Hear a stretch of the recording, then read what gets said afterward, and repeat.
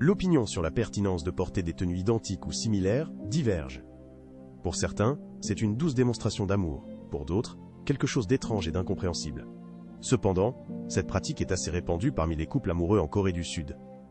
Les origines de cette tradition remontent aux coutumes des jeunes mariés, où l'homme portait un costume et la femme une tenue spécifique.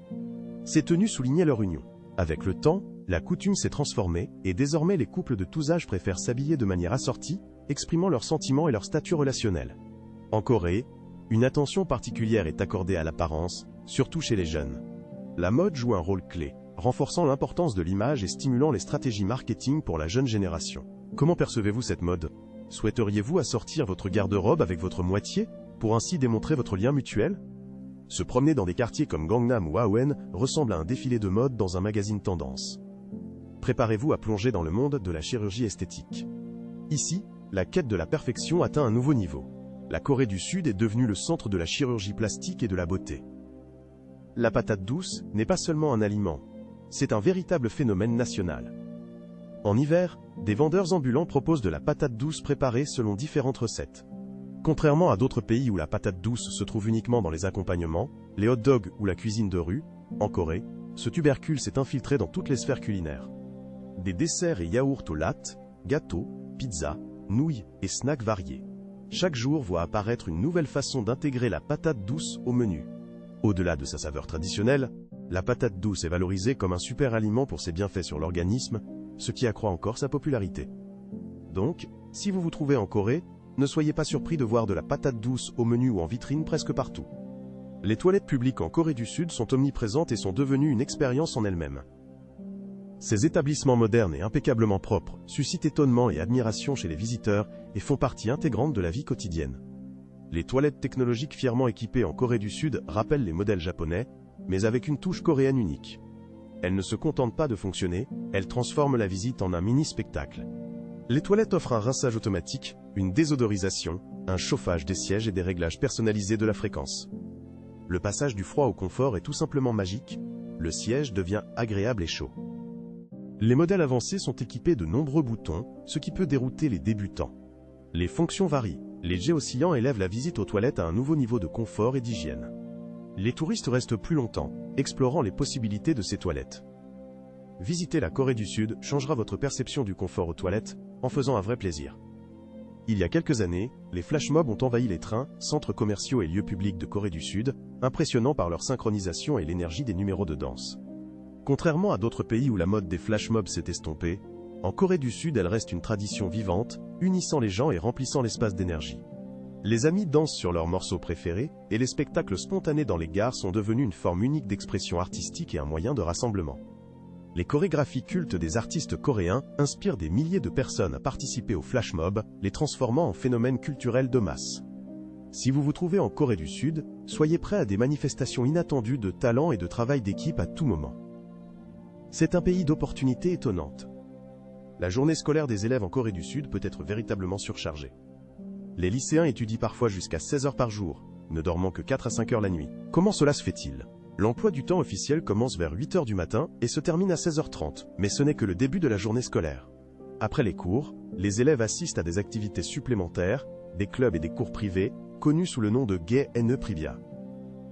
Cela demande beaucoup de dévouement et d'efforts. Un système éducatif aussi compétitif exige presque un engagement total des élèves.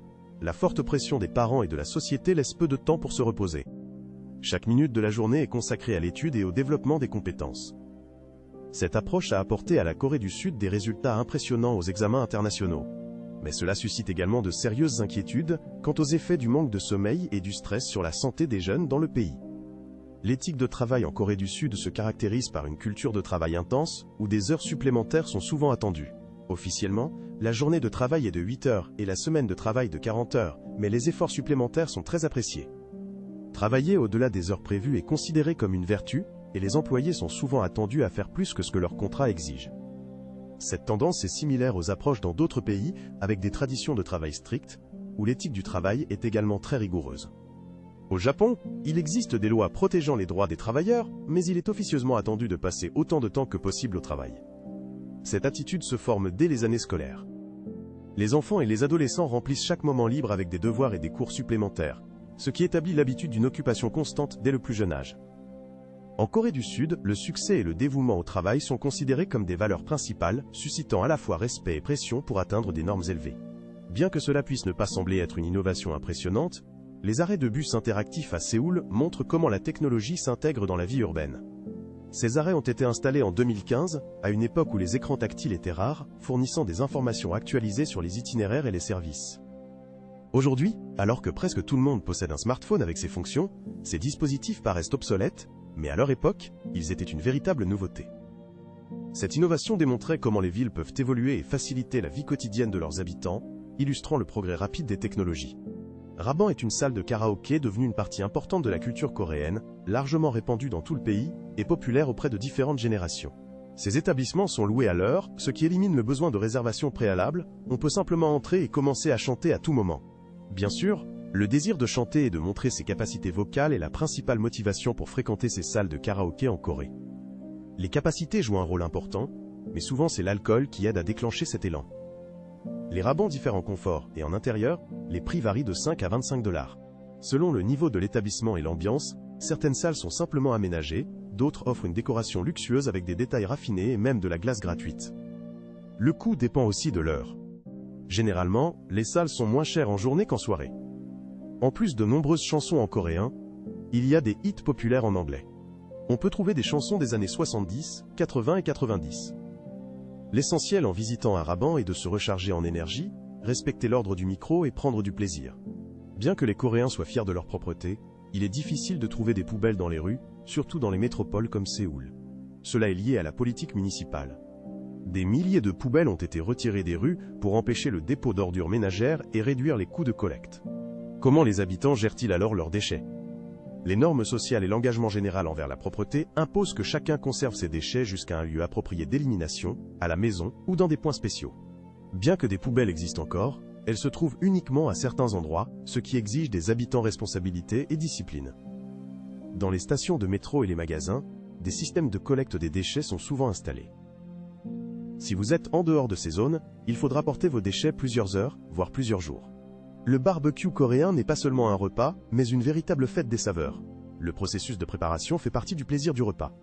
La viande est coupée et marinée dans des mélanges à base de sauce soja, d'huile de sésame et d'autres ingrédients secrets.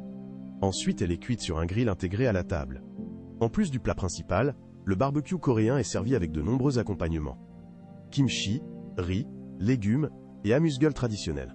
Une tradition particulière consiste à envelopper la viande avec des légumes dans des feuilles de laitue, créant de petits paquets de saveurs. Le repas se termine par la présentation de la sauce signature samjang, préparée à partir de pâtes de soja et de pâtes de piment rouge. On sert également traditionnellement la boisson sasu, qui complète parfaitement le goût du plat. Le barbecue coréen n'est pas seulement un moyen de se nourrir, mais une véritable cérémonie qui allie sensations gustatives et convivialité autour de la table. En Corée du Sud, un projet pilote a été lancé sur certaines lignes de métro et de train pour aider les femmes enceintes à trouver facilement des places libres. De petits dispositifs électroniques s'activent lorsqu'un siège libre est à proximité, allumant une lumière rose pour signaler aux passagers. Ce système poli de cession de siège favorise un bon comportement sans conversation gênante ni explication.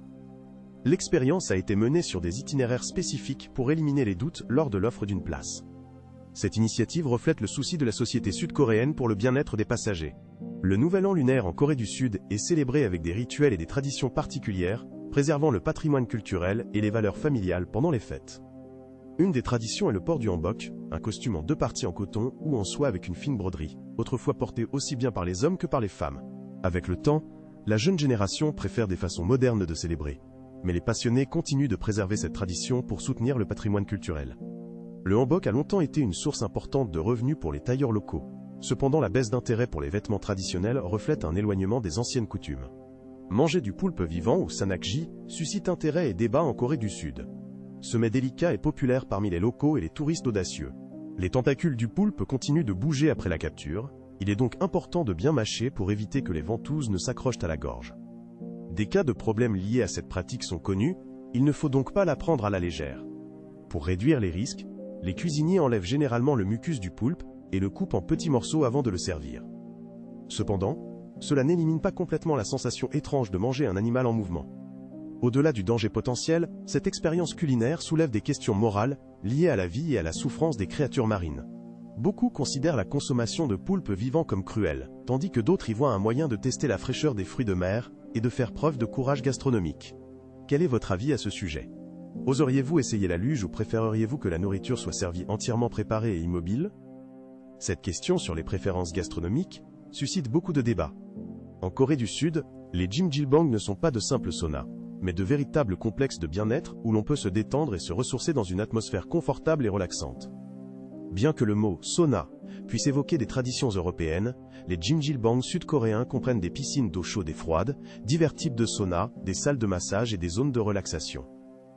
Ces lieux servent de plateforme pour les rencontres entre amis, les réunions familiales et les rendez-vous romantiques, où l'on peut prendre soin de sa santé et passer un bon moment ensemble. L'atmosphère favorise l'amélioration de la circulation sanguine, la purification de l'organisme et même la régulation du poids, ce qui fait des jjimjilbang un choix populaire pour la santé. Il est important que les zones de baignade soient séparées par sexe, et avant d'entrer dans la piscine, tous les visiteurs passent par une procédure de nettoyage rigoureuse, maintenant des normes d'hygiène élevées. Certains complexes proposent même des chambres pour dormir, où l'on peut se reposer après les soins, continuant à prendre soin de sa santé et à récupérer ses forces. Après une activité intense, le jjimjilbang permet de s'éloigner du tumulte quotidien pour prendre soin de sa santé à la coréenne en Corée du Sud. Là-bas, la fête de la Saint-Valentin dure plusieurs jours. Cette fête comprend des traditions uniques et des règles strictes. Le 14 février, les femmes offrent du chocolat aux hommes en signe de tendresse, choisissant souvent des cadeaux coûteux et soigneusement sélectionnés. Puis, le 14 mars arrive le jour blanc, où les hommes rendent l'appareil. Le cadeau doit valoir 3 fois plus que le chocolat reçu, soulignant la gravité de la relation. L'absence de réponse appropriée peut signifier de l'indifférence, tandis qu'un cadeau de valeur égale indique des problèmes dans la relation. Un cadeau beaucoup plus cher prouve les intentions sérieuses de l'homme. La tradition ne s'applique pas seulement aux amoureux. Le chocolat est souvent offert aux amis et collègues, transmettant à travers la valeur du cadeau des messages subtils et des sentiments. Pour ceux qui ne reçoivent pas de cadeau ni à la Saint-Valentin ni au White Day, il existe une troisième fête, le Black Day, le 14 avril. Le Black Day, les célibataires mangent ensemble un plat de nouilles noires et célèbrent leur solitude avec autodérision, créant une atmosphère particulière de soutien et d'humour. La manière sud-coréenne de célébrer ces fêtes combine romantisme, commercialisation et théâtralité culturelle, créant un coloris national unique. Que pensez-vous de ces traditions? Y participeriez-vous si vous viviez en Corée du Sud? Ces questions invitent à réfléchir aux particularités culturelles de l'amour. Si ce contenu vous a plu, veuillez vous abonner à nos mises à jour. Cela vous aidera à ne pas manquer de nouveaux sujets intéressants et des vidéos fraîches. N'oubliez pas d'activer les notifications pour toujours recevoir les actualités et être au courant des publications les plus récentes sans délai. Et n'oubliez pas de laisser un like sous la vidéo.